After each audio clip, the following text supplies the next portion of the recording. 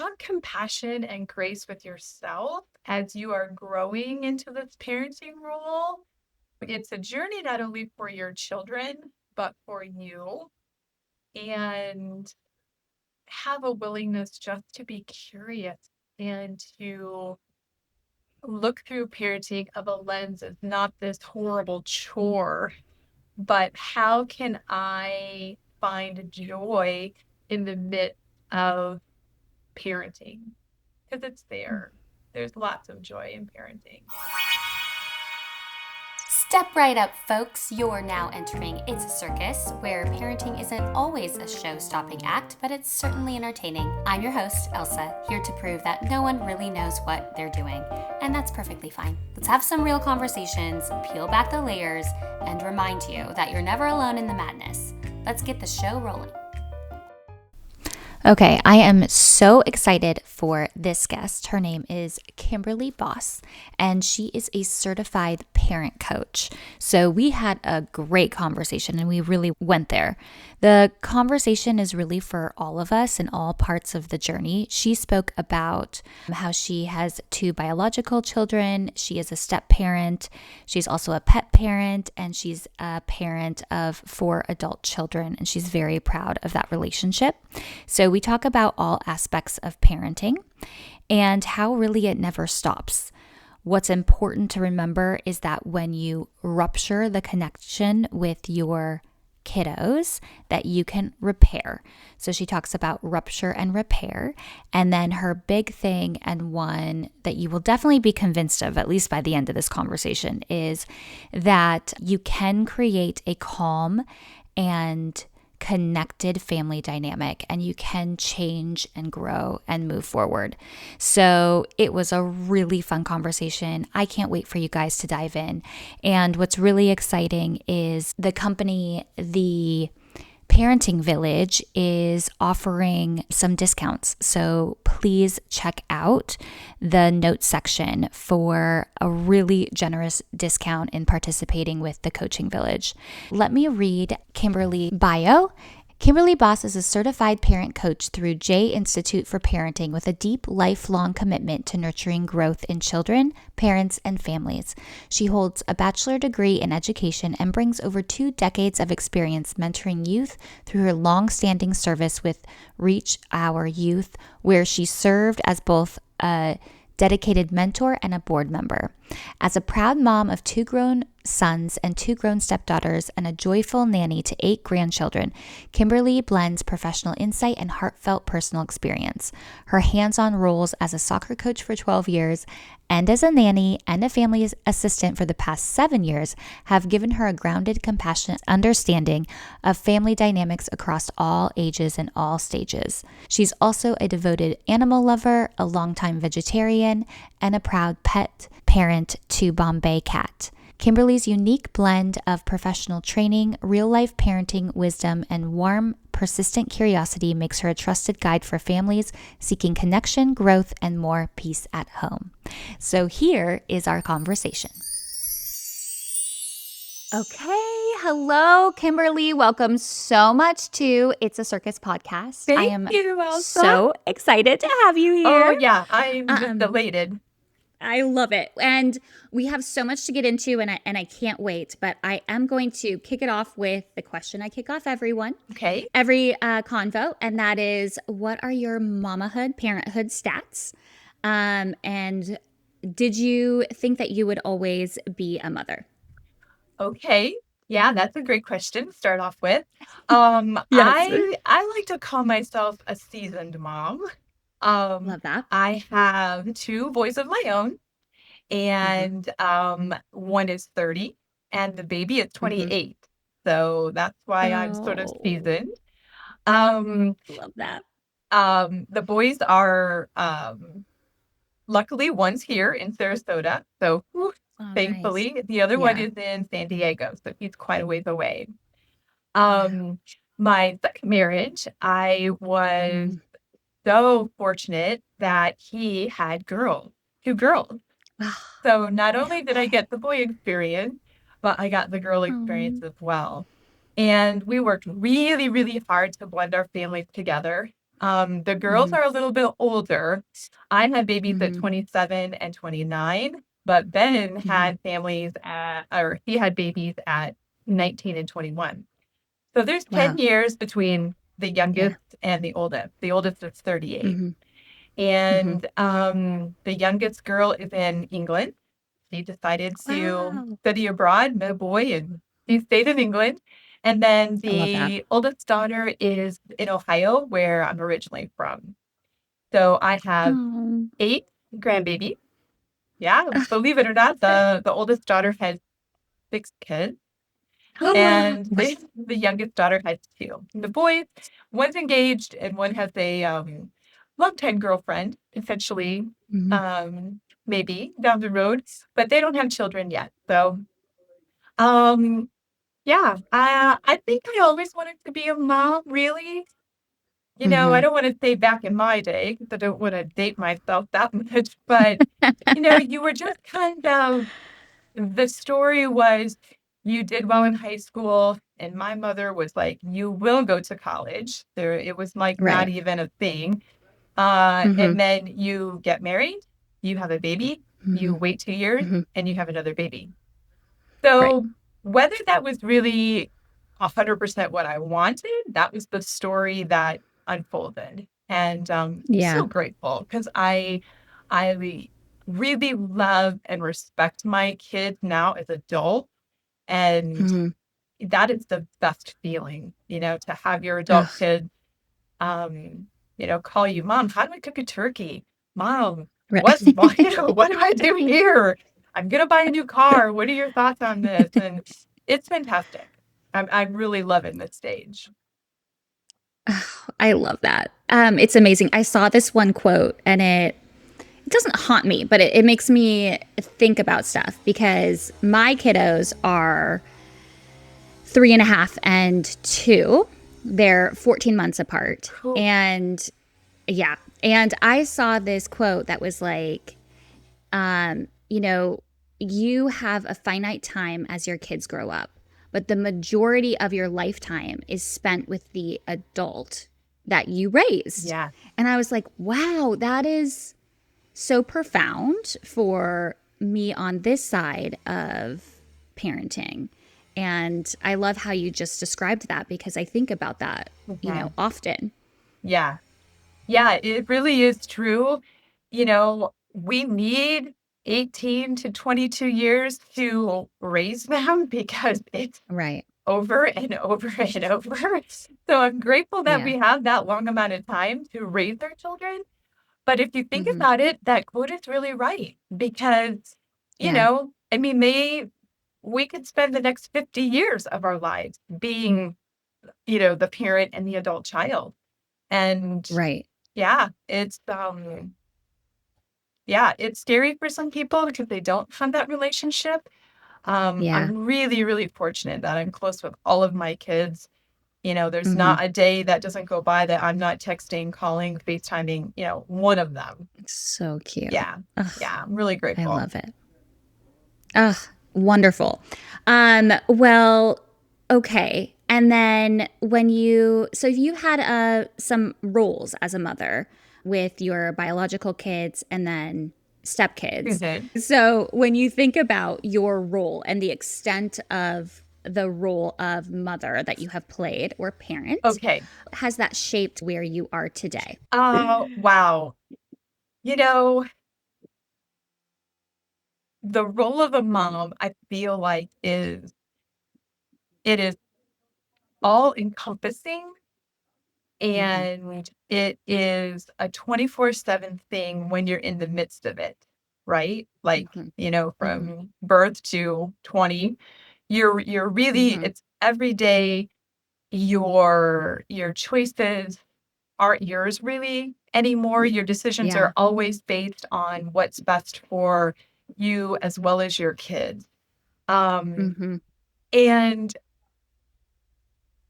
For my experience, we have Hmm. children. I think the universe gives us the right set of little people to really Yeah. figure out what we Hmm. need to work on with ourselves. You Mm. always say, like, the parents are like, oh my gosh, I need to work on my patience because my kid's making me crazy. Yeah, yeah, you do need to Mm-hmm. work on your patience. So I Mm-hmm. think that my children really helped me develop myself and Mm-hmm. bring out the inner parts that I don't think I really would have noticed or Mm-hmm. valued without the Mm-hmm. experience of motherhood, if Wow. that makes sense. Oh my God, totally. And I love that. Do you have an example to share? Um, see, gosh, I probably just think of a million. um, for me, one of the things that again, I'm a little older and I'm Mm-hmm. so Yeah. grateful now that we have the science and the research and, the millennial parents and the Gen Z Mm-hmm. parents, they look Mm-hmm. at things so differently. And mental Mm-hmm. health is just such a more Mm-hmm. natural conversation than it was when I was mothering. And Yeah. one of the things that really being a mom taught me was you have to be vulnerable with your emotions. And you Okay. want your children to, be able to feel what they feel. And, 30 Mm-hmm. years ago, that was not a thing. Right. So, you as Right. the mom, you had to be the strong one and Mm-hmm. didn't show emotion. And, if you were needing help or you were really struggling, you didn't say anything. Like, Right. you turned on the Right. shower and you cried in the bathroom Right. so no one could hear Right. you? Right. Right. So, I think for me, having children really brought out my emotions. And Uh-huh. now as a mature, older person, I'm Mm-hmm. super emotional and I can Yeah. always, um, express my emotions. I learned Mm-hmm. that, I really think, through having children. And Wow. I've said to my, kids, I wish I was better equipped when they were growing Mm-hmm. up to do that because I Wow. think that, it's a struggle for some of them to really be vulnerable and show their emotions and ask for Mm-hmm. what they need. So Mm-hmm. that was something that the kids showed me that I really have developed and worked on. And I've always been like, I always tell, especially my clients and my friends, I'm a Mm-hmm. hugger and I'm a crier.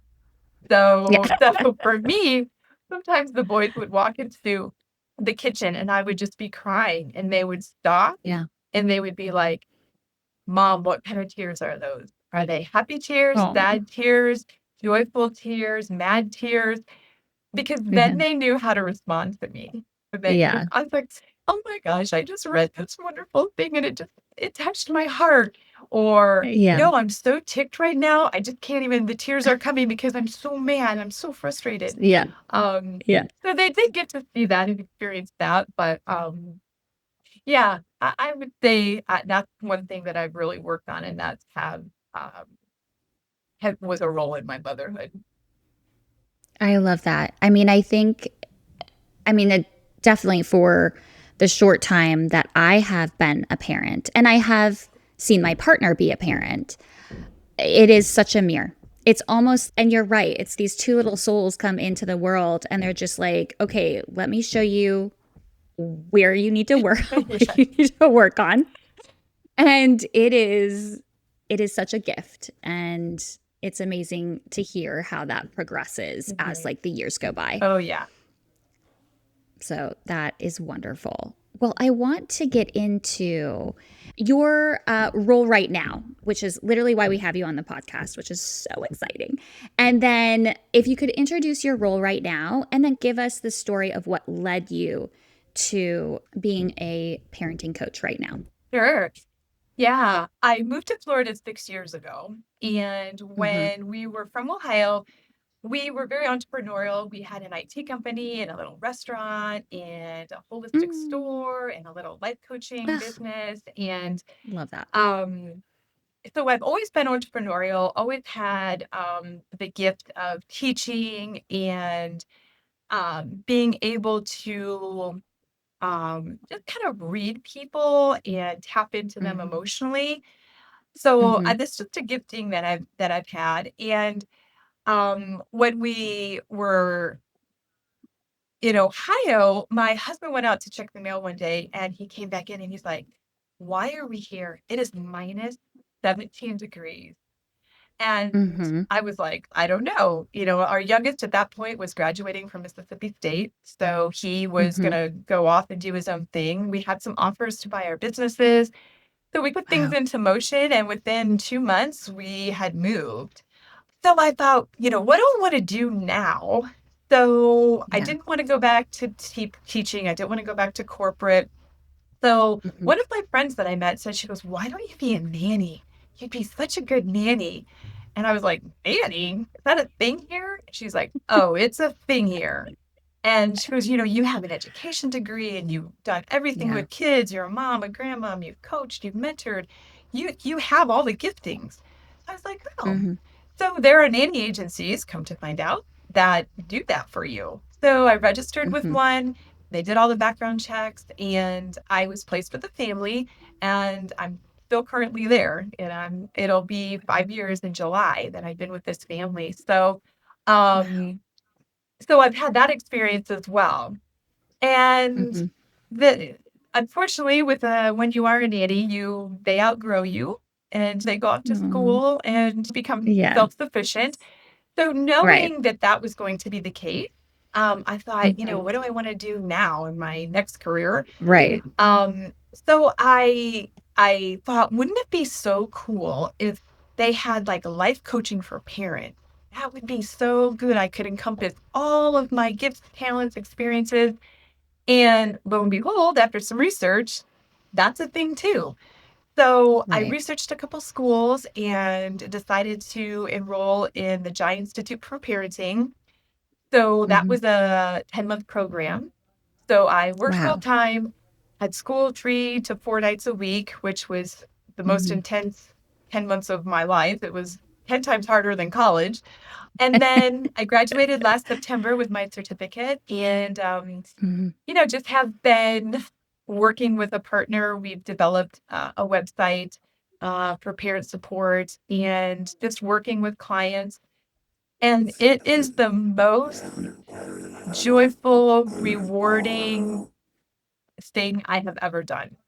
And to Wow. see little tweaks that parents can do to make their family unit more connected, more calm, Mm-hmm. just more joyful. There's nothing Yeah. like it. It's fantastic. Oh, that is wonderful and so incredible to hear. Um, for the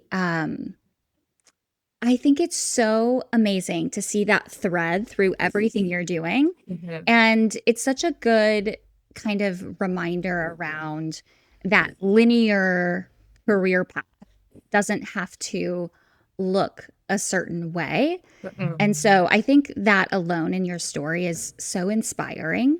From a parenting coach now and a nanny, I kind of want to go back to that choice of being a nanny and being with a family. Mhm. I have had a couple part-time nannies like in our world. And I think what I have loved is the experience that each one brings to our family. And oftentimes, especially right in the beginning, I would lean heavily on just some advice or some things because they're literally right there with your child and you. Mm. So, which I found really comforting and very supportive. For you, with adult children and grandchildren, and then, the role of nanny, how do you balance like this is how I would do it. This is how I want to be respectful to other people's wishes. How does that like line up? How do you balance something like that? How does that line up for you? Sure. Well, I have been so fortunate that the family that I'm with, they give me a lot of autonomy. And Yeah. I think just as we've gotten to know each other over the years, there's a deep trust that I Yes. really do have the children's best interest and would I give them my very best. And Mm-hmm. knowing that there are things that I would do differently. Right. However, it is their household, it is their Right. family, Right. and one thing that I always tap into is each family, whether they're conscious of it or not, they have a set of values in which they parent. Mm-hmm. And knowing what those values are and supporting those values, that's really when I'm making the decisions about nannying and how I care for the children, I look at that. Like one of their big values is safety. And Okay. so when they want to climb the next branch of the tree, or they want to Yeah. go way up to the play skate top on the playground, it's like Right. that's in the back of my mind. It's we value safety in this family, Mm-hmm. and we're not going to do that today. And usually Right. that's enough because they Mm-hmm. know what the values of the household are. So I do bite my tongue someday, but that's Yeah. okay. They have the rules, they set the rules, and I'm so Mm-hmm. grateful because they always back me up. They Mm-hmm. always are, we always try to have that united front. Mm-hmm. And, parent and nanny from the same set of values and the same routine. And, so they're not coming from, oh, mom and dad do it this way, nanny does it this way, Right. and that's Right. confusing to them. And I didn't ever want that.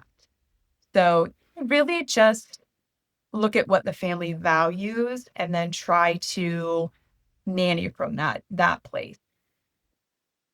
Oh, I love that. I have okay, so tell me this. When you're doing like a parenting coaching, do you talk about family values? Yes, 100%. Yeah. I find that the whole parenting dynamic and experience is like one day you're just this woman walking around. Literally the next Mhm. second, you're this pregnant woman walking around. Mhm. And then Mhm. in 1 second, you've delivered the baby, they've put him or her on your chest, and now you're a mom. And it's Right. like, what? I know I think I was prepared and I read all the books and I got all the advice Yes. but it's so like now, now I'm a mom Mhm. and Yeah. having having no prior experience, especially for your first one, how do Right. you know what to do? Like you don't Yeah. I've never had a client or any parent that I've talked to Mhm. say, yes, I sat down and contemplated my family values. And yes, I've worked on all of my triggers and I've got my combing tools in my bag of tricks. None of them say that, right? They don't Oh even my God, if know. only. There's no No. awareness because how No. would you know? Mm-mm. How would you know to even Mm-mm. think of those things? When we go into a session, most of the time they're like, oh my gosh, my 2-year-old's hitting my 5-year-old and I can't get them to stop. How do I Mhm. do that? Well, the underlying things of that particular Mhm. situation, that's really what we need to uncover. You know, Mhm. what are you as the parent? How are you handling that, first of all? And what's not Mhm. working? And then how can we Mhm. get to a place of a more calm, Mhm. connected, well thought out course of action instead of Right. brother, get away from there. You get away from there. You go to your room. It's you see it at the grocery store, on the playground, in play groups, and Mhm. it's just, I'm just like, "Ooh, okay." You can't walk up to him and be like, "Yo, here's my card." You can't really Yeah. do that. But just figuring out as a parent a Mhm. few common things and Mhm. coming from the mindset of why do I parent like I parent? And we don't That's think a about it. We good don't one. we don't even No. know to think about it. We just Mm-mm. instinctually act on Mhm. default behaviors. That's how we were parented. That this is how I see the Mhm. world. I'm a yeller. That's Mhm. just who I am. Mhm. We don't even know to think about it. So raising some awareness about lots of different things Mhm. and then really trying to dive deep into how do you want to show up for your kid? What do you Wow. truly value? And then Mhm. working on strategies. The strategies honestly come last. They want a quick fix, and there is no quick fix in parenting. Yeah. That's why we have 20 years, right? Yeah. Okay, I love what you're saying because for myself and my husband, I had my two kids when I was 38 and 39. So later in our what felt like more established life. Mhm. And then we as a couple had a dynamic. And then we had our first, and obviously all the first feelings like overwhelm and things are changing fast and whatever. Mhm. And then we immediately had our second, and it was just like I think that there was a lot of tension between us because we weren't in a rhythm yet and like Mhm. roles weren't defined yet, and we both were questioning like, how am I going to parent? What do I want to pull from my family versus Yeah. the other family? What do I not want to have? Because I think that's another big one Yeah. too. And so we had definitely some like, nothing was a weird with the kids. It was like between us, Yeah. whatever kind of like tension came up around how we were going to handle a situation.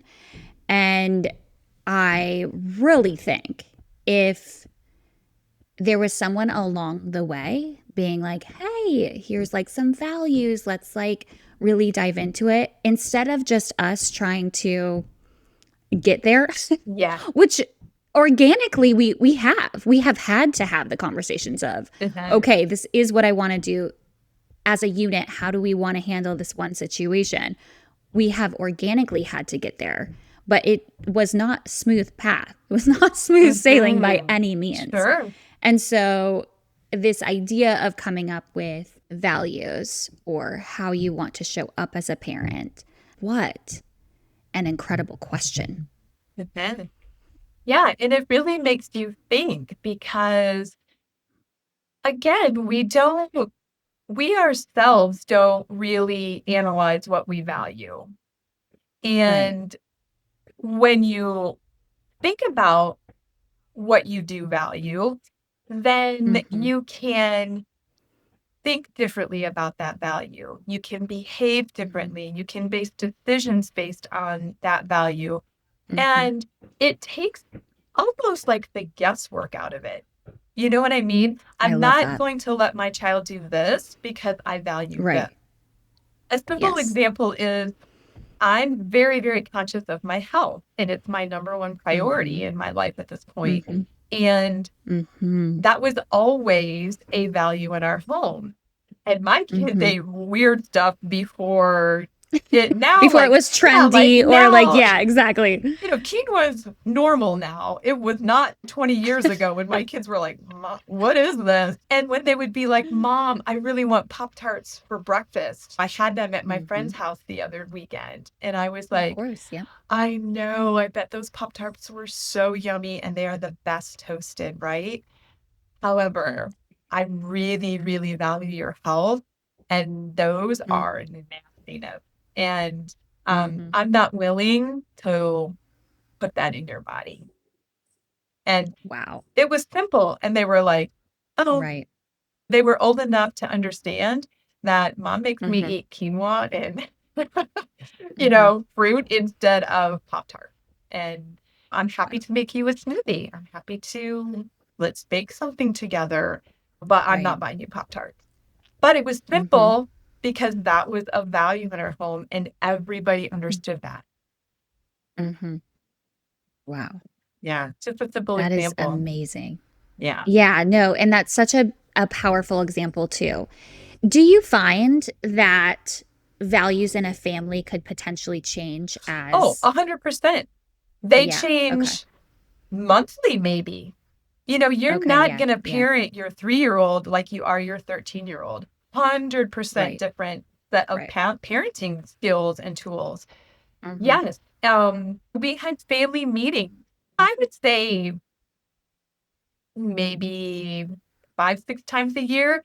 Some of them were like, okay, Mhm. we're having a family meeting because we're planning a vacation and we want everybody's input. But Mhm. otherwise, it's like, you know what? I'm struggling with something and Mhm. I need everybody to be on the same page here. So we're having a family meeting. And Wow. it can be that type of environment where it's like, Mhm. look, I'm noticing that our value of X needing some adjusting. I'm feeling like, what are you guys feeling about that? What are your thoughts? Mhm. And even when they Mm, got old enough, they could really, it gives some really good insight and some really good I input bet. because the values, Yeah. it affects them. The rules of your home affect them. And if it's Mhm. stifling them or if it Mhm. is frustrating them, and I'm not saying Mhm. that to change all your rules to make your kids happy because that's not what I'm saying at all. But Right. they do have a say, especially as they get a little older. Like curfews were a big thing with us when my kids Oh, were man. getting through the high Mhm. school years. And Mhm. mom, 10 o'clock, the basketball game's just over and everybody's going to Taco Bell. And I really want to go. And luckily, my kids had really good groups of friends, and we came from a small town, so Mhm. everybody knew everybody. Right, And yeah. so Everyone's raising each other's kids. yeah, exactly. A lot Yeah. different than it is today. It was different. Mhm. Um, Mhm. so saying, wow, I understand that must be frustrating to say no to your friends, and Mhm. I bet you're feeling really left out. Mm. What is your idea? I want to stay out till Mm. midnight. Hmm. I'm not really comfortable with midnight, but why don't we try 11? Mhm. And just simple things like that. Instead Mm. of them trying to sneak or lie about where they're Mm. going or so you're absolutely right. Your values will Mhm. change and Mhm. being in tune with what's working well and what needs adjustment is just ongoing for the 20 years. Wow. Mhm. I love that. I mean, it's giving me so many thoughts because one, as a teenager, if that kind of line of communication, how powerful, even just to voice your concern. Yeah. Yeah. Yeah. Wow. Mhm. Okay. I would love to know from the families that you have worked with, has there been any like themes that you're coaching parents on? There are a couple of themes that I Yeah. see. One is I start out being calmly and Mm, then they don't listen, they don't listen. My mhm, emotions get higher and higher and higher, and then I end up mhm, screaming to try to get some type of movement or cooperation. mhm, So, mhm, you know, going from 0 to 100 as a parent because your child's not conforming, behaving in the manner that you think they should be behaving. That's a big one. mhm, I yell, I don't want to, mhm, but I don't know how to stop. mhm, I can't stop it. mm, I can't stop it. mhm, And then another common one is I try to set a boundary and I've set it in my mm, mind and I've told my child, but then they push back and mhm, I don't know what to do. So I give in. Right. Yeah. Simple Yeah. example is, the TV or your tablet, Oh, yeah. okay, you have X amount of time left, or, Mhm. a boundary of not hitting or talking kindly to each other. Mhm. Those are boundaries. Or, Mama, I just want 5 more minutes. Okay, you may have Mhm. 5 more minutes. Okay, your 5 minutes is Mhm. up. No, I want 5 more minutes. And then they Right. don't know what to do. They're like Right. paralyzed, and then all of their triggers, and then they yell. Oof. So Yeah. it's just this cycle. Um, Mhm. Another thing I see, and it's so easy to do, we don't even know we're doing it, but Mhm. we label our child as Oh, something. okay. Yeah, Yes. Oh my gosh. Speak about this yeah, because I have been very aware and I notice myself doing it all the time. yeah. And I've had a lot of pushback when I bring that up with parents, and they're like, but that's what they are. Right. Okay, so you think your child is lazy, or you Mm. think they're too loud, they're too needy, Mhm. they're sneaky. So you've Mm. assigned these adjectives or these labels to them without any curiosity behind it. So Ooh. why is my kid lazy? And what exactly Ooh. do I mean by What does that? that mean? Right. Right. But if you're going right to my kid is lazy and take the teenage Mhm. messy room, because it's every Mhm. teenager's room is messy, right? Every mom Mhm. hates that. So that's Mhm. another thing that's just a situation that I always run into. Mhm. My child's lazy, they won't put their stuff in the hamper. Mhm. Okay, why? Why are we Mhm. not curious about the actions of our children Mhm. or the actions of Mhm. ourselves for that matter? Mhm. So they're parenting from a source of judgment rather than Mm. a source of curiosity. Oh my God. Okay. Can you just say that again? Because that is incredible. I find that many parents from a space of judgment Mhm. rather than a space of curiosity. Wow. Yeah. In our brains, if you can get to the point of, wait, I've just labeled and I've just judged my child. Ugh. Instead of that, why? I'm going to be really curious about this situation. I'm going to be curious about this emotion. And another thing that, really is true, and again, we just don't know this, every behavior, honestly, that we all do. Mhm. I don't even think it's in children. I think it's everybody, but every Mhm. behavior is based on some type of need. Whether that Mm. need is being met or unmet, it's the root source of that behavior. So let me give you an Oh my example, like God. Please. a simple one. Let's take your 3.5-year-old just for an example. Please. Let's please use him as an Yeah, example. yeah. So, okay, you're having a fun time, you're playing on the floor with him, Mhm. and all of a sudden, you make the truck noise, and it was the wrong Mhm. truck noise. Oh And yeah. Oh yeah. all Yep. of a sudden, everything just goes crazy. And then just all of this emotion, and you're like, wait, what? My child is insane. Oh my gosh, Mhm. what him?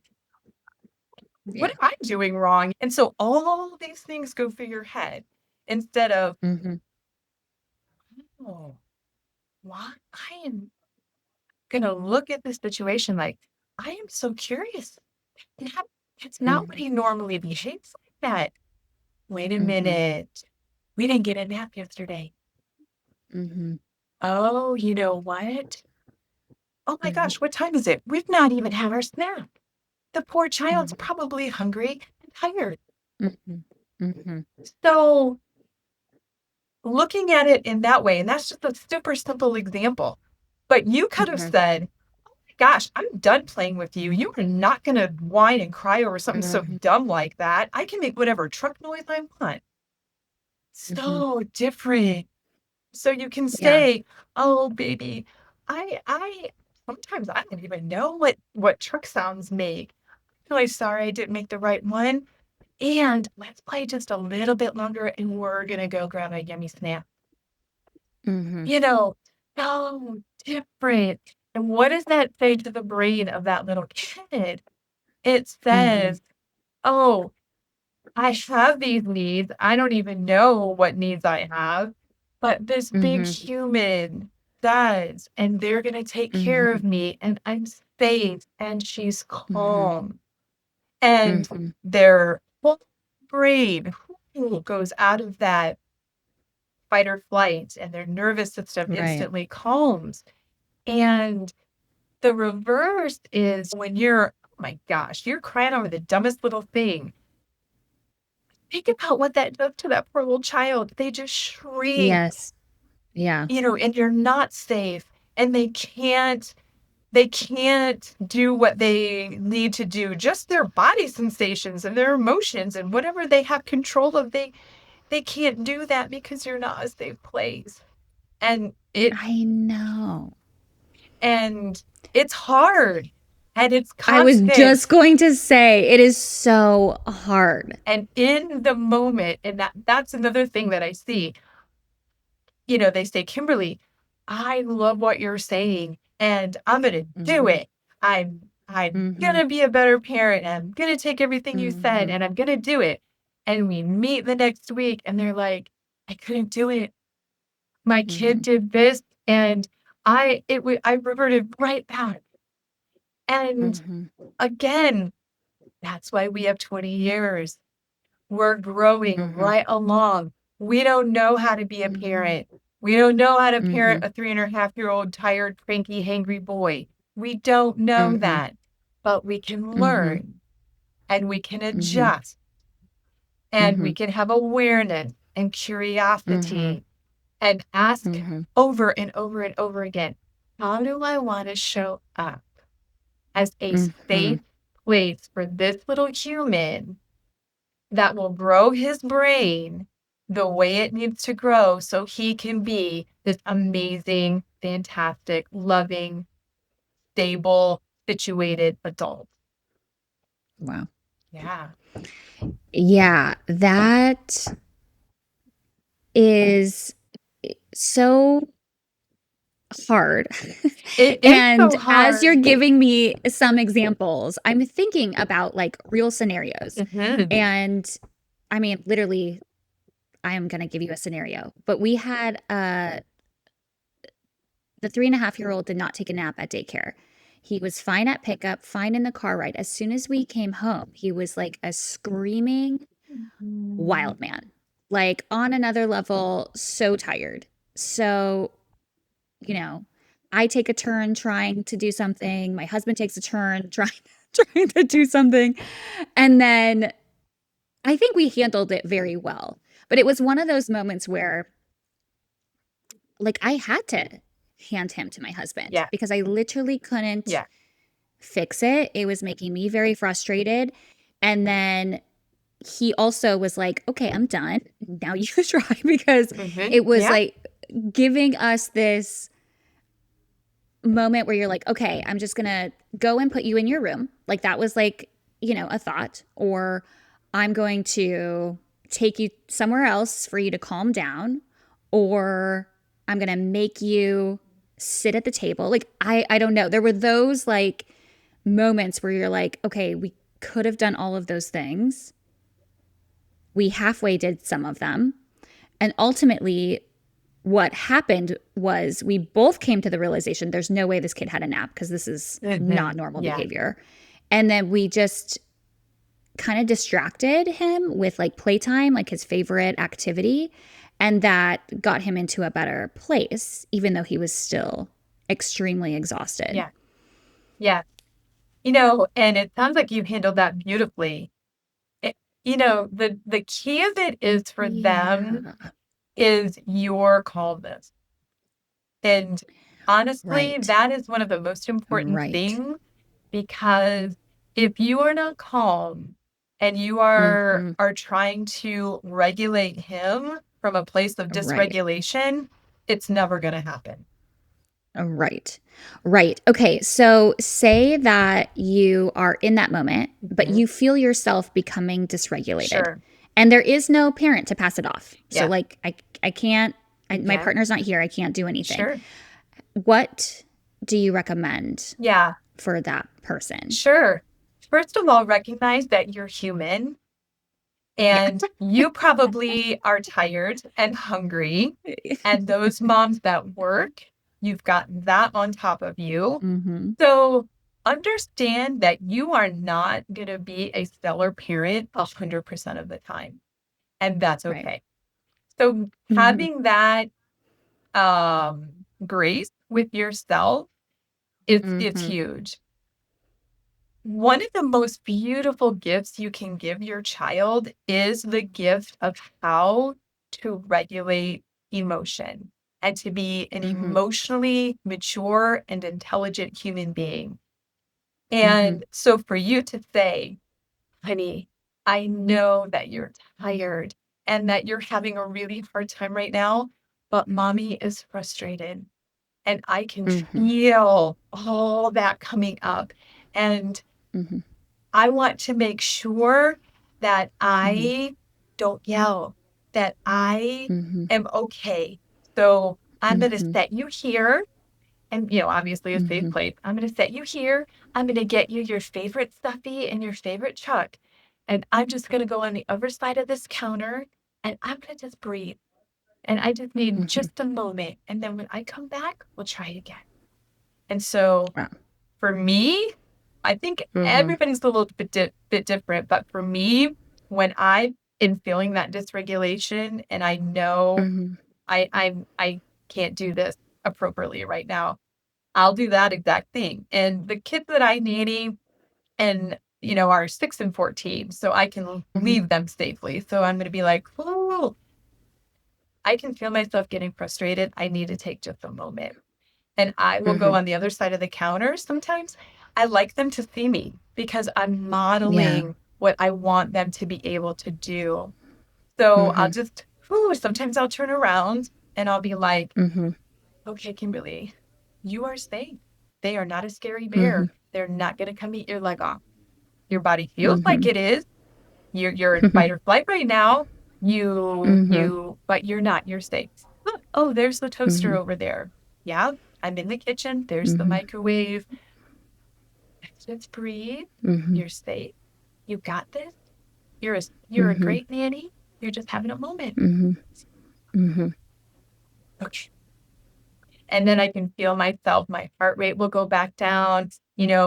For me, my jaw clenches, my shoulders. I Mm-hmm. know all my body signals, and I Mm-hmm. can tell all of that releases. And then I'll go back and I'll Mm-hmm. be like, oh, thank you for giving me a moment, and thank you for your patience, honey. Let's Mm-hmm. try again. Mm-hmm. And sometimes that's enough, even for a 3.5-year-old. They'll be like, what Yeah. is Lobby doing? Mm-hmm. What is she doing? And it is enough a Mm-hmm. distraction for their brains to calm down because Mm-hmm. you're calming. Mm-hmm. And it's such a beautiful thing to model. And, Mm-hmm. it's not going to work every time. Sometimes you're so, Right. oh, you've had a day and, you're not going to be regulated in a minute. And in Mm-hmm. that case, take 2 minutes, take 3 minutes, text a friend. Mm-hmm. Oh my God, I'm about to go off the deep end. Can you just give me some Right. words? Call your Right. husband real quick. I just need you to say, I'm an okay mom Mm-hmm. and say some calming words for me. Yeah. Just really quick, please. Can you do that? Okay. Whatever, everybody has their own thing. Like Yeah. for me, if I just say they're not a scary bear, they're not going to come eat your leg off. For whatever Mm-hmm. reason, that in my brain was like, oh, of course they're not. They're a little Right. 6-year-old little girl that doesn't have the skills Mm-hmm. that she needs to regulate Mm-hmm. herself right now. And Mm-hmm. me, as the mature adult in the room, it's my Mm-hmm. job to show her those skills and to model those Mm. skills. And I'm not saying it's I love that. easy, and I'm not saying it works Right. every time, but it's what we Right. want to move towards, right? It's what we Right. want to become the norm instead of, oh my God, go to your room. You're such a crybaby. You're making what Yes. is that saying? Mountains out of molehills. Just, I can't deal with you right now. I'm tired. I've had a crappy day at work. Go. And I'm just like, Mhm. oh my God. That makes my heart hurt. I can't even imagine what that does to a little kid's heart. Ugh. Yes. Um, so say you do go off the deep end and you don't do anything right. um, Something that I have read and heard of, and this is something that I we are trying to implement at our home, is this idea of like repair with your kid. Do you talk about that, and what are some things that we can do? Yeah. Yeah. I call it rupture and repair. So, Ooh, okay, I love that. yeah. Yeah, So you ruptured the connection. right. And so you need to repair that connection. And Wow. again, this is such a vital thing to model to your children because we want them to be able to do this as adults. There's nothing Right. worse than trying to deal with an adult that doesn't know they're wrong and won't apologize when they need to. And they don't Ugh. recognize that they didn't do what was, I don't want to say right, but right in the moment, but they won't Mm-hmm. recognize that. They won't take ownership for it and they won't make Mm-hmm. amends. There's nothing worse than Mm-hmm. dealing with an adult like that because we all have, and it's frustrating. Yeah. Yeah. So, again, it's so vital to model. And depending on the age of the child, this looks differently. And Mm-hmm. depending on the temperament of the child. My Mm-hmm. oldest son Oh, sure. is a little cookie cutter of me. So we could sit Oh. down and have hours of conversation. I am so sorry, Mm-hmm. love. I had a Mm-hmm. crappy day at work, blah, blah, blah, blah, blah, blah, blah. It's okay, Yeah. mom. I was struggling with this. And we would have Mm-hmm. long No. conversations. My youngest son, Mm-hmm. mm-mm. You went past 30 seconds, he tuned you out. So I was just like, I am so sorry, honey. I apologize. I was wrong. And this is why. Done. Mm-hmm. So, depending Mm-hmm. on the age and stage and the temperament of your children, which you know best, and that's why I always Mm-hmm. tell my in my sessions, I don't know your children, but you do. Mm-hmm. You know them best and you know what's best for Mm-hmm. them. So I'll give you Mm-hmm. some guidelines, but it's up to Mm-hmm. you to figure out the best method. So let's say your 3.5-year-old and you Mm-hmm. completely yell at him and Mm-hmm. he's stunned, sitting on the floor, you're crying, Mm-hmm. your heart rate's up, Mm-hmm. you've just thrown something across the room, and Mm-hmm. it comes to you like, "Oh my god, I just completely lost my mind." Mm-hmm. And sitting down on the floor, oh gosh, I am so sorry. Mommy was so frustrated, and Mm-hmm. I'm really trying to figure out why, and I'm working on that, Mm-hmm. and I'm so sorry. I know we don't throw things in this house when we're angry. That's a rule Mm-hmm. and it's a value for us. And oh, I can't believe I did it. And I'm really sorry. And please know I'm working on it. Mm-hmm. And even if they don't get all of the message, they get that you've come back down and you've made that connection with them. What's Mm-hmm. so horrible, and I see parents do this all the time, and it affects teenagers, from my experience, so much. So you have this big blow up, you know, Yep. teens, they're emotional. Like their frontal Mm-hmm. cortex is not online most of the time. Right. They're Right. they're they're emotionally revved up and hyped all the time. Mm-hmm. So Mm-hmm. they're gonna be snappy. I mean, you should just expect Mm-hmm. your teenager to be snippy and snappy because that's where they are. Maybe what I open your door and oh my gosh, your room is a total disaster area. Mom, it's my room. and I will have it how I want it. No, you won't, as long as you live under my house. Yeah. Mm-hmm. Mm. So the kid's in the room all mad. The parent goes Yep. the other way, is in a room. 2 hours go by. Mm-hmm. No one's talking. No one's seen each other. The teen comes out and the mom acts like nothing happened. Like, Mm-hmm. you're cooled down. I'm cooled down. We're Let's fine. move on. Yeah. They're not fine. They are Oh, not fine. So wow. it doesn't matter how much time goes by. You need to say that. Even if it's 3 days later and you're like, Wow. I know I was wrong and I really should apologize. Wow. But for some people, hard thing to do. Of course. Yeah. Me, Yeah. Yeah. I don't have to be right. I'll Yeah. apologize if I am wrong and I hurt your feelings or I got myself all worked up and I Mm-hmm. didn't act Mm-hmm. appropriately. I'm the first one to say I'm sorry. Many Yeah. people aren't like that. I've had to really hone that skill. A lot of people don't have it. You know, Right. I'm the parent, you're the kid. I get to yell at you, but you don't get to yell back at Right. me. And Right. Or like, I did this because you did that. yeah, yeah, yeah. And to your point, like for a teenager, the frontal cortex, in my experience, it's like my 2-year-old. A He hundred gets to have percent. a temper tantrum. He gets to cry. Like it's like that's him. That's where they are. That's Yeah. like expecting a 3-month-old to walk. They're Ugh. not Yeah. capable. A 2-year-old is Mm-hmm. not capable of impulse control. They're not. Right. And for Right. you or us as parents to expect them to not hit or to Mm-hmm. share freely, they don't have the Mm-hmm. capacity. Their brain is Right. literally not developed to be able to do that. And now we know Mm-hmm. that. Science supports Mm-hmm. that. And Right. so it's a whole different world now because we have the research, because we have Wow. the data, and we know how kids' brains work now. So Right. knowing that, just accepting that Mm-hmm. fact is Mm-hmm. huge.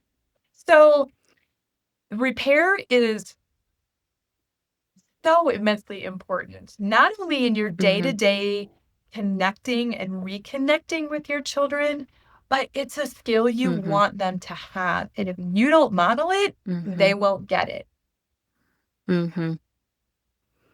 Oh man. I mean, it's so interesting because I think for me, and I'm going to speak for me, but I do know a lot of people do this. You're online. If you're a parent, your algorithm is just showing you all these different parenting styles and beliefs and 100%. all the things, right? Right. So you're kind of like picking and choosing, like, ooh, that's a good idea. I should try that. Or, ooh, that's a good idea. I should try that. Um, for you, when you think about that and all the information that's kind of like coming at us, what would you say would be different from having a coach versus doing your own research, either by these little blurbs or committing to like some book or something? Sure. Yeah, that's a really good question. Social media just Yeah. inundates us 24/7. It's wild. And for Yeah. whatever reason, we're so into it and we just allow it, which I don't know Yes. why we do sometimes, but we do. But Mm-hmm. the thing about working with a parent coach is you can, first of all, have somebody that you trust. So I would encourage Yeah. people when they're looking for a parent coach, you really have to find somebody that you connect with and that you Mm-hmm. resonate with. Mm-hmm. And they can really help you unpack things personally. And they can ask the Yes. questions to help you draw out the answers that you're looking for. You can read a thing on social media and go, whoa, that is so where I am right now. Why am I there? Why am I doing that? I don't Mm-hmm. know. And then you read the next Mm-hmm. post.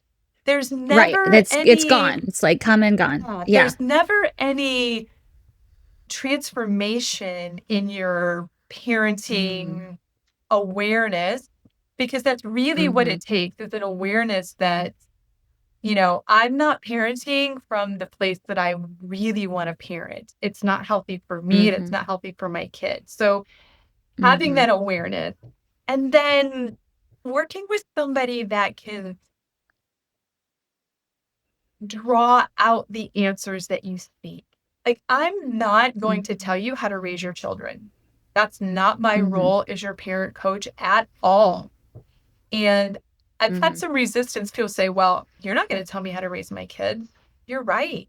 I'm mhm, not. mhm, However, I mhm, can ask the questions and do some probing with you, next to you, alongside you, mhm, for you to discover the answers yourself and then implement them into your family the best way that you see fit. Because yelling, mhm, being rough with your mhm, child's body, you mhm. know, it causes damage emotionally Yeah, and developmentally. And again, we know right, that now. So knowing that, why would you not want to uncover some of the stumbling blocks that you have as a parent? Because we all have them in some right. capacity. No one is the perfect parent. No Mhm, one. We all have struggles. Many of us had trauma growing up. And so right. we've got that stored. Maybe our parents yelled at us and it's the only way we know. It's our default Mhm, network, but we know it's not mhm, right. mhm, So a parent coach can really work with you long term if need be, mhm, and long term mm, 2 months, 3 months. You, once mhm, you get on that roll and you get sort of a path and you have some mhm, breakthroughs and you're seeing your family dynamics change and you're mhm, noticing the connection is getting stronger, there's more mhm, calm, you're not in that mhm, fight or flight, nervous system's on fire 24/7, then you can kind of take the reins yourself a little bit more mhm. freely. But I feel like if you start with that, no, you don't get the deep results that I think most parents are looking Wow. I love that. I shared with you, but I will share here. We had hired a sleep coach for. Mm. when our oldest was 7 months. And I have shared this with so many people because it really helped us. And in a way that you're talking to, and what I would imagine what it would be like working with you, is it helped me and my partner connect, decide together how we kind of want to move forward, and then Mhm. have this accountability and helpful person that's a third party. So it doesn't feel like a, Yeah. I don't know, like a let's do it my way, my way, or that's not the right way. Like, that type of conversation. And it was a small moment in time, but that not only helped us with this kiddo, it helped us with our next kiddo. And it gave us this confidence of you can move forward with these Mhm. skills and tools to get like the right outcome. And so this idea of a parenting coach, I think, is just, I mean, incredible. Do people, how, the demographic of how old the kids are, do you have a like more popular or more teenage parents coming in, or is it more the little kids, or what is that breakup? Yeah. Um, in my experience, I think it's Hmm. the younger, like the toddlers. Okay. The Really? newborns, Okay. we expect newborns not to be able to do anything, right? Like they're Right. 100% needy, and we know they're gonna Yeah. cry and poop and Yeah. eat, and that's basically all they're gonna do, and sleep. Hmm. So we don't really have a lot of expectations for a newborn, really.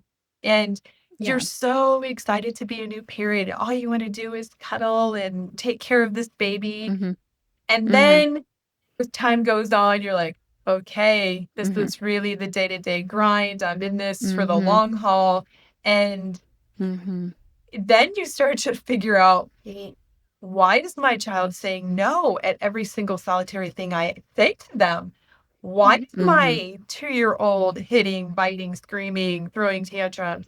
And then it starts to be like, "Oh, I don't know what I'm doing. I have no idea what I'm doing." Mm-hmm. I and Mm-hmm. then so then the concept of asking questions and maybe trying to find out why these things are happening. So I noticed Mm-hmm. about age 2, parents are like, Mm-hmm. "Oh, poo, maybe I don't know as much as What I is thought this? I Yeah, knew." And totally. yeah, and then I think the teenage years are really hard as well. And especially Yeah. if it's your first child that is now entering the teenage years Yeah. and you've not experienced raising a teenager, those are really hard. So we have family, obviously, and we have nieces and Mm. nephews. Ours are the littlest. And we get this message all the time that is bigger kids, bigger problems. Do you subscribe to that, or do you think that's not quite right? I guess I would like to reframe that because Let's do it. I don't see any child or any behavior as a problem. It's more. The bigger the kid, the bigger the problem. Mm, yeah, I would reframe that to maybe the older the child, maybe the bigger the stake, or the Ooh. more in the more autonomous decisions. Mm-hmm. Like, you do have to parent from a different place. Like, Mm-hmm. your 3-year-old deciding to dump over his milk. Okay, Mm-hmm. that's a small little thing. The Mm-hmm. teenager that goes out and chooses to use alcohol, that's a Mm-hmm. bigger thing. Steak. You know what I mean? Yeah. So I feel like Mm-hmm. maybe the stakes are a little higher or the decision making needs to be more thoughtful. But in that reframe, let's look at it like every age has a stage, and Mm-hmm. there are joys and there are challenges in those stages. Mm-hmm. And really, that's it. You're going to Wow. have Mm-hmm. big joys and big challenges Mm-hmm. as a 2-year-old, as a 6-year-old, Mm-hmm. 10, tween-year-old, Mm-hmm. and a 16-year-old, Mm-hmm. and a Mm-hmm. 30-year-old, really, you Yeah, know? and your adult kids too, Yeah, right? Yeah, because it doesn't it stop. doesn't stop. Oh man. Yeah, so Okay, that is such a good reframe. yeah, yeah. I have some tactics that I would love just to get your hot take. It doesn't have to be just like a bullet point take. Okay, Okay. And you've said a few of them within this conversation, but just to lump it all together. okay. So, the tactic of yelling at kiddos. We know that's not right, but from the research, if that does happen, the repair should be, or you should repair, correct? 100%, Around like yelling. Okay. 100%. Yeah, and that might sound like mommy was so frustrated, and in that moment, I Mm-hmm. didn't have the capacity to hold my voice in. And in this home, Mm-hmm. we don't yell at each other, and I'm really Mm-hmm. sorry. Please know that I'm working on that. Okay. I love that. What if too rough with a child? So, spanking is one thing. And I think a lot of people that I am aware of. So maybe this isn't something that's normal, but a lot of people have moved away from that. And it's very clear, like, oh, spanking isn't this. But there are other ways that are too rough, Mhm. like, sitting a child down kind of Yeah. hard or like grabbing their arm some way. What what kind of repair or how often do you see something like that type of a tactic happen? Yeah. Thankfully, I think that your generation has recognize that that's probably very, very harmful just to human beings Mhm. in general. I mean, Right. if we're at the grocery store and somebody wants us to move and we don't move, if they grab us, they go to jail. You Right. can't do that Right. adult to adult. I mean, it's just Right. societal rules dictate that you Mhm. can't grab me to get me to do what you want. Mhm. So, you know, logic says to us, we can't do that to our child whom we love, Right. but yet we're so dysregulated.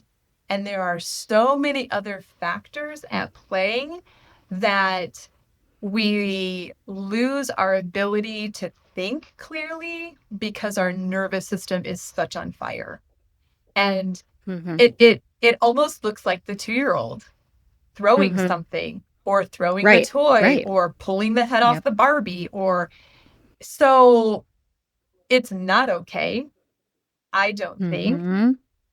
Yep. but I see it and I've done it Mhm. Mhm. because there are so many other factors going along. So getting to the root and being curious, why? Why? For me, I would be like, okay, honey, we need to put our shoes on. Oh, Mhm. do you want to put them on yourself or would you like me to help Mhm. you? Oh, let me untie it. Mhm. That's the left one. That's the right one. And they're ignoring you, kicking their feet. They're Mhm. making it as difficult for you Mhm. as they possibly can. And in a Mhm. split second, I was like, enough. And I would just Right. snap. And then I'm grabbing their Yep. foot, shoving their shoe on, Yep. and Mhm. doing this work myself, Mhm. recognize that my inside were not matching my outside. Because even though I Mhm. was saying, oh, let's put your shoes on, I could feel that, oh my God, put your shoes on, Right. child. I can't even take this. We're late. Right. We got to do the. And so, Yeah. again, learning your triggers, learning your calming tools, setting yourself Mhm. up for success, not waiting till 2 seconds until you have to leave, kind of Mhm. thing. So many things go into that. So many things. Okay. And if that happens, you say to them again, "Mm, it is not okay to be rough with somebody else's body. I know that. Mm. And I am Mm. so sorry. Mommy did not mean to do that. And I'm so sorry. And I'm Mhm. not going to do that again. And Mm. you really, really have to make that commitment to yourself that you are going to do your Mhm. work. You are going to do what it takes. You are going to find out why you're doing this. Why are you behaving? Because there's a Mhm. need. What do you have a Mhm. need for control? A need to be Mhm. on time, a need for ease, a need for what is it that you need? Because it's something that's not being met. Mhm. And then meet those needs in other ways. Your Mhm. child, putting your shoes on your child shouldn't be something that you yank them. Right. Right. Okay. One that ignoring. So your child has an insane outburst and is crying and kicking the floor, and everybody's sitting at dinner, and you handle it by ignoring the outburst. Yeah, I think very common parenting philosophy. Mm-hmm. And again, depending on the age or the stage, Mm-hmm. and bringing the curiosity into it. Why is my child behaving this way? Because there's a need that isn't being Mm-hmm. met. Are they Mm-hmm. overstimulated? Is the TV on? Mm-hmm. Are the brother and sister bickering? Is Mm-hmm. the tea kettle whistling? Are they overstimulated? Are they tired? Are they mad Mm-hmm. because you didn't make what they wanted for dinner? so Mhm. much. So bringing that element to curiosity, Mhm. and again, depending on your family dynamics and your family values, I would say to the child, I can see you're really upset. Mhm. And we value dinner time together as a family, Mhm. and Mhm. it needs to be a calm space so we're able to catch up on our day and talk and Mhm. connect with each other. That's really important to this family. And I can see that you're not there. Mhm. So I'm happy to sit with you for a few moments and see if we can get there together. And if you need a moment and you need to go sit on the floor and go play with your favorite stuffy, that's okay. You may do that. Hmm. But dinner time Okay. is calm and it's for the whole family. Mhm. And not Hmm. letting one person dictate the mood for the entire family or the entire night. And a lot of times they'll Mhm. be like, again, depending on their age and stage and what's happening, um, they may be like, okay, all right, Right. they got that trying to talk with their sobs. And Mhm. otherwise they might just be, I'll Mhm. help you. And then you take the Mhm. child. And then sometimes, I'll sit with you for a few minutes on the floor over here and try to. But if you don't stay calm and you're like, oh my God, you are not going to ruin dinner for the rest of us. Come to your room. That does nothing in the long term. In the Mhm. short term, and it might hush them up and it might Mhm. calm things down for the rest of the family. But in the long term, not really a good solution, is it? Mhm. Right. Um, yeah, I love that. Okay, another one, timeouts. Um, yeah, there's a lot of polar ideas on timeout. For me and my training and from the research that I've Mhm. studied, you really want to try to stay connected to your child. Right. And think of it like this. Like if you and your partner are connected, you've spent time Mhm. together, you Mhm. feel like you have each other's back. He's bringing you your favorite cup of tea. You're making him Mhm. his favorite meal. Mhm. You're in this connected state. And we know what that feels like as Mhm. adults. Right. And then think of the opposite.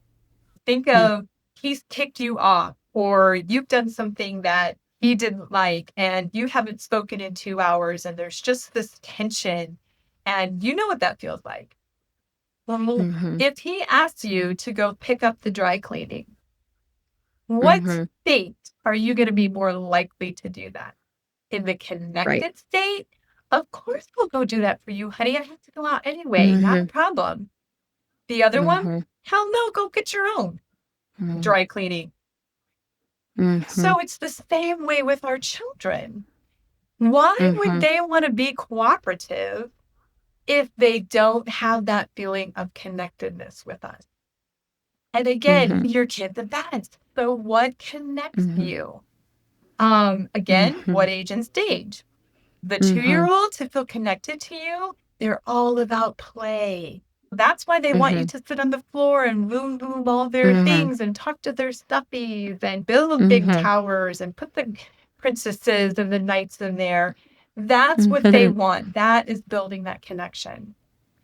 To Mhm. your teen, hey, our favorite Netflix movie's on, or you want to go watch Mhm. it? I'll go make the popcorn, you get the sodas. Mhm. To that, if that's your thing, Mhm. my kids, even back in the day, were big gamers. And my youngest son had a group of friends, and they would all come over. They'd all bring their Xboxes, they'd all bring their monitors. They would hook Oh up my god. this whole like IT department thing upstairs. And I Yeah. do not like TV. We don't even have a Mhm. TV. I don't like Mhm. video games. I don't enjoy any of that. But that was their world. So Mm. they were upstairs. I would sit on the stairs and I would listen to what are they talking about? Like, what are the video Mhm. verbiage? And so I Mm-hmm. figured out that they always played Fortnite. And so I figured out that Mm-hmm. they parachuted in somewhere and then they had Mm-hmm. to. And so when to connect with my son was like, hey, I heard you guys played Fortnite last night. What level did you get to? Or did you parachute into this place? And he was like, yeah. And oh my gosh, we did this, this, this, and this. Mm-hmm. But we connected. And they would spend the night, and their favorite thing in the morning was to wake up to chocolate chip pancakes. So I would So get cute. up, and there would be literally 10 of them Mm-hmm. upstairs. I would count the shoes by the door. And that's how I knew who spent the night. And I'd be like, okay, there's 6 of them upstairs. I'm going to need probably 50 pancakes. So I would make 50 pancakes. And one Mm-hmm. by one, they would come down, get their pancakes. Hi, Mrs. Boss. Go. Mm-hmm. And the fact that I was willing to do that, again, that just builds that connectedness. And so, Mm-hmm. they were very comfortable bringing their kids over to our house. And you just have to build that connection, whatever that looks like, Mm-hmm. and stay calm. If you're connected and Mm-hmm. calm, those two things in and of itself will really change the dynamics of your household and from the Wow. place in which you parent. So yeah, to your original question about timeout, Mm-hmm. for me, it's the connectedness. And so when you say to Mm-hmm. a child, I don't like your behavior, I'm Mm-hmm. going to place you someplace by Mm-hmm. yourself so you can Mm-hmm. calm down yourself, and I'm going to go in this other room. What, to me, what that says to the child is, you can't handle my behavior. You don't Mm-hmm. want to help me calm down because, again, Mm-hmm. depending on the age and stage, they don't know how to calm down themselves. They need you Mm-hmm. to help them do that. And they're just feeling alone. Like, I have all these big emotions. I'm scared. I don't know what to do. And my big person is not here. They just were here. Mm-hmm. I imagine that doesn't feel good for the child. Mm-hmm. Now, Mm-hmm. I will say, if you have a very strong-willed child and a very emotional child, sometimes they need that. And Mm-hmm. they usually, especially the older they get, 5, 6, 7, I can see we're having a problem, honey. Do you need a few moments by yourself? Mm-hmm. And they'll go find a space that's calming to them. Mm. And But that's totally different than saying, go have a totally timeout. different. Yeah. Totally different. It's Right. the same thing for us as adults. You know what? I can Mm-hmm. feel myself getting a little, I'm going to take a moment. Right. And that is legitimate and Yeah. mature, and you Yeah. need to be doing that. You should be doing that. But to take a Mm-hmm. 2 or 3-year-old that's throwing a tantrum and doesn't know how to talk about it or how to regulate, Mm-hmm. I don't know. Somehow it doesn't feed into my ideal of connection. Mm-hmm. And that child, if they're not feeling connected and regulated, you're going to have a hard day. Totally. Okay. Another tactic, and this is the last one, Okay. is counting. So if they don't, you ask them to do something, they don't do it. Potentially you ask them again, they still don't do it. And then you say, okay, I'm going to count to 3. What are your thoughts around that? That one, that makes me want to poke my eyeballs out. I Okay. do not subscribe to that whatsoever. I do not like that tactic personally. What it Okay. does is it says to that child, you don't mean what you say. Hmm. Mm-hmm. And if I can ask them one time, Mm-hmm. maybe two, depending on the age and stage, but Mm-hmm.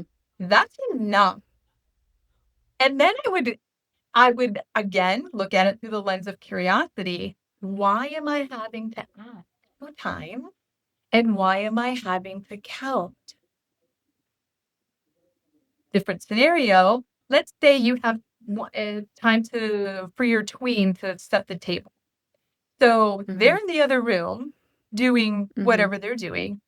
Hey, Mhm. Jennifer, it's almost dinner time. You need to come set the table. Jennifer, I told you to come set the table now. I'm going to count to 5. And if you're not here by the time I count to 5, what are you doing? Mhm. Do you really think someone's going to respond to that? No one Mhm. likes that. So, Mm-mm. your job as the grown up, mature, emotionally regulated parent is to say, oh, Jennifer needs to set the table. You walk your little happy Heidi into where she is and you say, Mhm. Jennifer, I need your eye. Hey, that is gorgeous what you're working on. You have 5 more minutes to finish up or get to a good stopping place, and then it's time to come eat dinner or set the Mhm. table for dinner. Okay, Mhm. you're hearing my words. Do you want to repeat them back or you got it? All right, see you in 5 minutes. Mm. Sometimes that works. And then you can say, hey, 5 minutes is up. Did you find a good place? All right. Sometimes they're very congenial and they'll follow you back. Sometimes I've had to do like, hey, we have 5 more minutes. Let's finish up on the project. If they're old enough, maybe they have a phone. Do you want to set a timer or do you want me to? And then when it goes Mm. off, we know it's time. Because sometimes I know you Mhm. get lost in your project. Or you Mhm. might do something like creativity and playfulness go a long way with kids. So you might say, hey, Jennifer, need your eye. 5 more minutes to work on your project, and then it's time to set the table. When I come back in here walking like a penguin, you can follow me back like a penguin, or you can pick an animal and I'll follow you back. But it'll be time to set the Oh my table. god, cute. Mhm. So what that does is it lets them rearrange a little bit in their brain. I've got to Mhm. shift. And a lot of kids have transitional stuff. It's Totally. hard for them to Totally. transition. Their brain is Mhm. so focused on the picture that they're drawing or painting or whatever they're creating or they're reading or whatever. Mhm. So giving them a, you've had eye contact with the child, you're not yelling at them from Mhm. the other side of the room. You've had eye Mhm. contact. You've used a gentle voice. You've expressed what you need from them and how it's going to happen. That Mhm. rearranges things in their brain. So now Mhm. I know when mom comes walking like a penguin, I got to close my book and walk like a penguin and set the table. Now, again, does it happen 100% of the time? No. And Mhm. sometimes then it's like, fine, you didn't follow me back walking like a penguin. You chose to stay there. I set the table and you will not have your book tomorrow. Mm. You know, Mhm. so sometimes it works, sometimes it doesn't. Yeah. But doing the same thing, yelling from the kitchen day after day, that's not working, should say to you, the parent, it's not working and it's me. It is my responsibility to make it work. It is not my child. And that is Wow. such a different way of Yeah. thinking because we go Yes. into it. I'm the parent. I know everything. My kid should do what I Mhm. say. And that's Mhm. not right. That's not true. That's Mhm. not a connected, loving way to approach things. I love those because I think these are such common tactics. And I think there's a lot of chatter into being Mhm. like, okay, what's most effective? What's not effective? Um, why is it not or yes effective? So I think that is amazing. I guess I could just reiterate parenting from a lens of curiosity is huge. Mhm. Learning your level of dysregulation and your triggers Mhm. And what are your calming tools? And again, with your child, what are their triggers and what are their calming tools? Because if you're working in conjunction with each other and you're modeling that for them, that's just another layer of protecting that connectedness Mhm. and experimenting, because we all know as parents, oh my gosh, that looked fantastic today. You tried it the same Mhm. thing on Friday and it doesn't even work, Mhm. you know, Yeah. and knowing that that's okay. Um, Mhm. and you just experiment.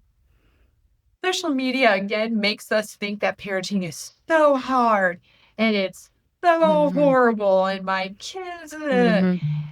and I'd like to let parents know that yes, it is hard and it is a journey, but there are some things that you as the parent can do to change the dynamics of your family and your household.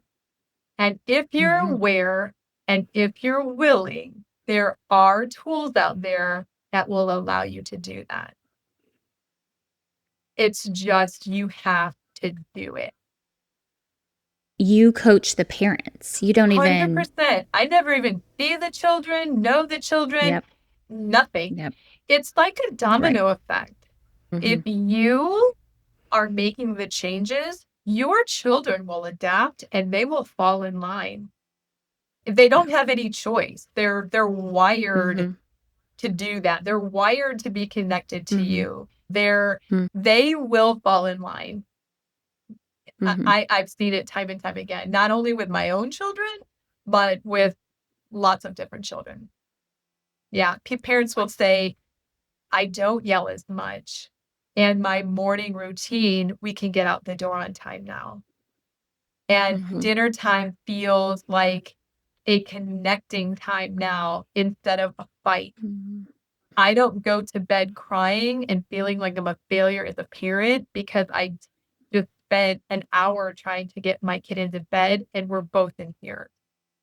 I don't know. A few little tweaks and a few changes from you from within, um, it can make a difference. There is a different way to parent.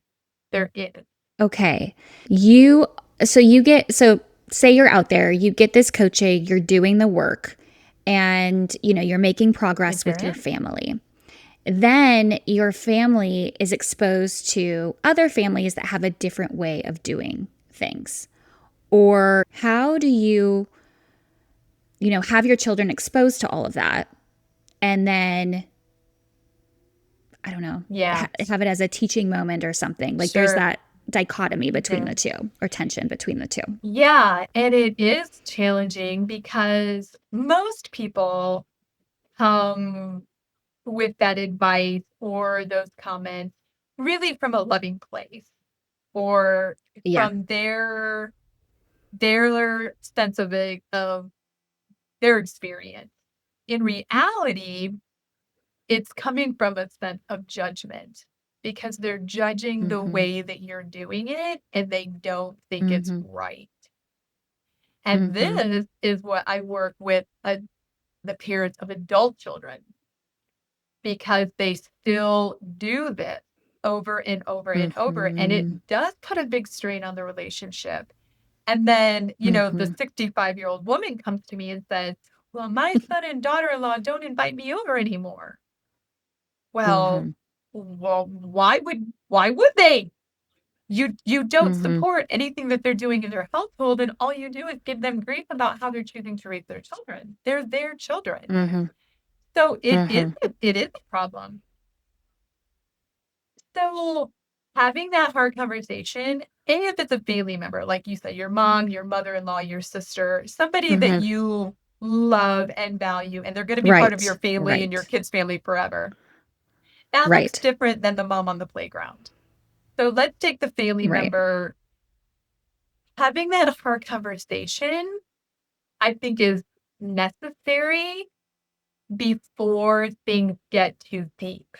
You know what I mean? Like, before there's Mhm. resentment on your part, and you don't want to have Mhm. that family member over. saying something like, I know that you are so well meaning and that you love me and you love the Mhm. grandbaby. And I feel like judged, and your words really don't make me feel good. And I'm wondering if we can talk about why I parent like I parent. And if you are understanding, that's wonderful. If you're not understanding, it would mean a lot if you would just keep your comments to yourself about that particular thing. Mm. I feel this is best for my kid, and I am with this Mhm. kid 24/7. I know them the Mhm. best, and I feel deep in my heart that this is really what's best for my kid, me, and my family dynamic. And I want you to Mhm. respect that, and I want you to know that. Is that something that you're open to? Mhm. And most likely, they're gonna be like, "I didn't know you felt that way, and I don't mean to judge Mhm. you." That would Mhm. be the hope and the good outcome. And then some parents are like, "Well, no." Then Right. that I feel like, "Mom, that's gonna damage our relationship, and I don't want that. I don't want my Right. parenting choices to come between the connection between you and me. And what can we do? Mhm. I need your help that that Mhm. doesn't happen. What can we do together?" And Mm. it just has to That's a be really an, good phrase. an open dialogue. And Mhm. to the mom on the playground and how you handle it Mhm. with your children. First, I'd like to say, as moms, let's not judge each other. We're Ugh, in the trenches together. We're in this seriously. all, we're in this together. We are this banded group Yes. of mamas, and we need to be supportive and not judgmental. Yeah. Um, so can we flip that to, again, curiosity? I wonder why that Mhm. works for their family. Mhm. Or why do you even care? Mind your own beeswax kind of Mhm. mentality. Mhm. So and maybe it's just the place that I am in my life. Mhm. Um, if my kids are throwing a tantrum on the playground, I don't care what anybody else thinks. I'm not even focused on Mhm. them. In my Mhm. late 20s and early 30s, I would have been like, "Oh god, everybody's looking at me. What am I gonna do? How am I gonna handle this?" And it would have been more, I would have felt like I'm so judged and I gotta get this Right. right. But now, so A, let's not be judgy with each other. B, let's Mhm. not take their judgmental attitude as something that we need to worry about. And Mhm. then I would say, why are they allowed to climb the tree and I'm not, mom? Look at those kids. They're all climbing the tree. I want to climb the tree. I know you want to climb the tree, honey, but you know what? We really value safety, and I'm not comfortable with that in regards to your safety. Mhm. Let's find something that Mhm. we can climb on. Look, landscape over Mhm. here. Let's try that. Or let them climb on the picnic table bench. It's only this far off the Mhm. ground. Some Mhm. things, no, I'm not comfortable with this. Let's find something that you can do. Um, Mhm. that's okay if that's all right in their family, but that's not all right in our family, and it doesn't work that Yeah. way in our family. Well, they get to Mhm. eat Pop-Tart, you Mhm. know? Well, that's okay. In their family, they're allowed to eat Pop-Tart. But in this family, we value our health and we're not eating. Mhm. So I think it's worth the conversation when kids do recognize differences because all families are different and that's Mhm. okay. And sometimes maybe a family's doing something and your kid says, I want to do that too. Let's explore how we can work that into our family. I really think that's a neat Cool. idea. And then I'm a big believer of natural consequences for kids as well. Like, Mm-hmm. We have the conversation of, I want to go barefoot on the playground. Look at the other kids, they're barefoot. Mm-hmm. Well, they're old enough, obviously. You may take your shoes off, Mm-hmm. but understand you may cut your feet. You may step on something sharp.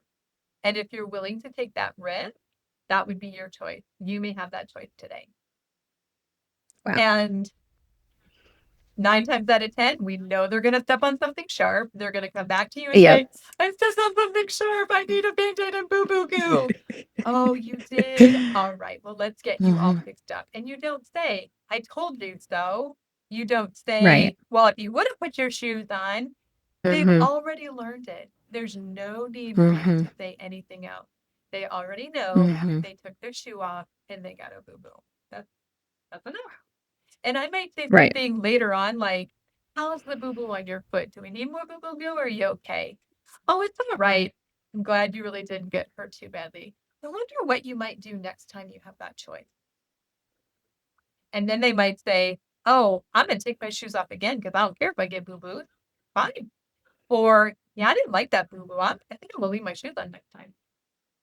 Mm-hmm. As they get older, they're going to have to make hard choices and they're going to have to make choices. Mm-hmm. And so giving them the option when they're little over silly things helps. Yeah, that's so good. Thank you. I have just loved it. And the more I get into this work and the more families that I support, it's something that's simple, but it's challenging.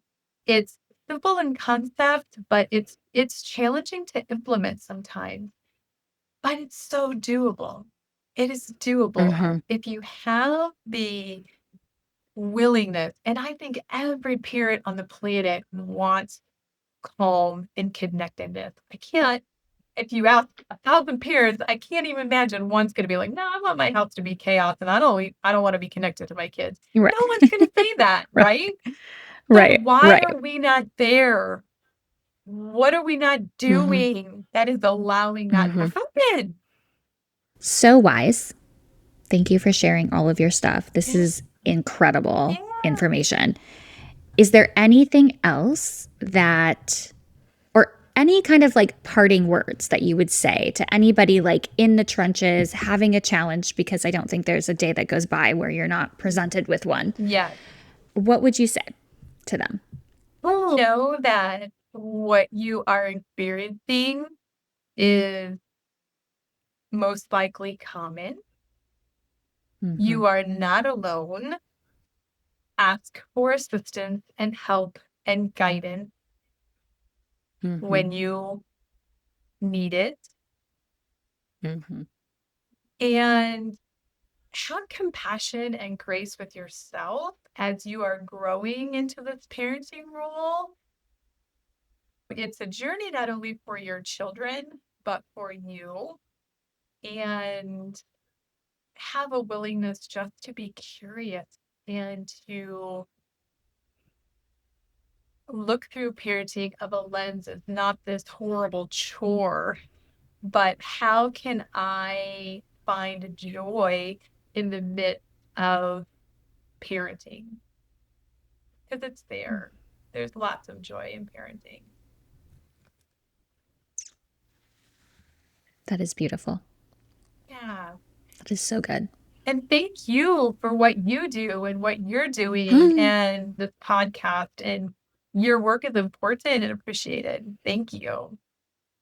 I think this, and you said it, this idea of you are not alone, I think Mm-hmm. is so powerful because there are moments when you can feel very Yeah. alone, very overwhelmed, and you question yourself like, "Oh, is this a me problem? Like am I the only one that, is yelling at my kid? Am I the only Yeah. one that's like so frustrated? Am I the only one that is like this way?" And potentially you could be dealing with a lot of judgment, self-judgment as well as external. Sure. So this idea of you're not alone is really what drives me, and every conversation just reiterates that this should not have to be such a lonely journey. And the grace and compassion that you say to give yourself comes from knowing that this isn't unique just to you. It is a common experience in a common thing that people are doing. And to talk about it, bring words to it, bring stories to life around it, I think can really build a stronger community. Yeah, 100%. Yep, much Yeah. needed. Much needed in the world. Much needed. Thanks for listening to It's a Circus. If today's episode made you feel a little less alone, share it with a friend who might need it too. We are building something amazing at the Turner Brothers Circus, an entire space designed for parents to find connection, laughter, and support. I'd love for you to be a part of it. Remember, you're doing better than you think. Stay grounded, stay real, and embrace that beautiful mess. And as always, the show must go on. Until next time.